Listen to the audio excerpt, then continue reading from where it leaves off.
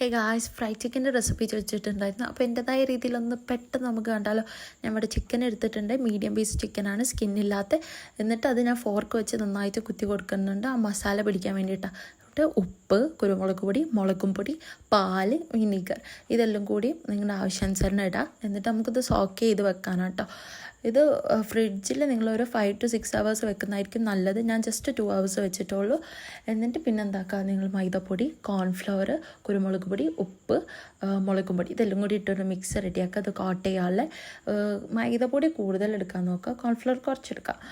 എന്നിട്ട് നിങ്ങൾ എന്താക്കുക, ഇതൊന്നും കുറച്ചെടുത്തിട്ട് ഒരു ബാറ്റർ പോലെ, കുറച്ച് വെള്ളം ഒഴിച്ച് ഒരു ബാറ്റർ പോലെ കലക്കുക. എന്നിട്ട് ഫസ്റ്റ് ചിക്കൻ ആ ബാറ്ററിൽ മുക്കിയിട്ട് പിന്നെ ഈ മൈദപ്പൊടിയിലിട്ടിട്ട് വീണ്ടും കോട്ട് ചെയ്യുക, നന്നായിട്ട് തട്ടി കൊടുക്കുക. എന്നിട്ട് ചൂടായ എണ്ണയിലിട്ടിട്ട് വറുത്ത് കയറാം. നല്ല അടിപൊളി ഫ്രൈഡ് ചിക്കൻ റെഡി. ഈ റെസിപ്പി എന്തായാലും എല്ലാവരും ട്രൈ ചെയ്ത് നോക്കുക, അത്രയും അടിപൊളിയാണ്. ഇങ്ങനത്തെ റെസിപ്പീസ് കാണാൻ ചാനൽ സബ്സ്ക്രൈബ് ചെയ്ത് കൂടെ ബൈ.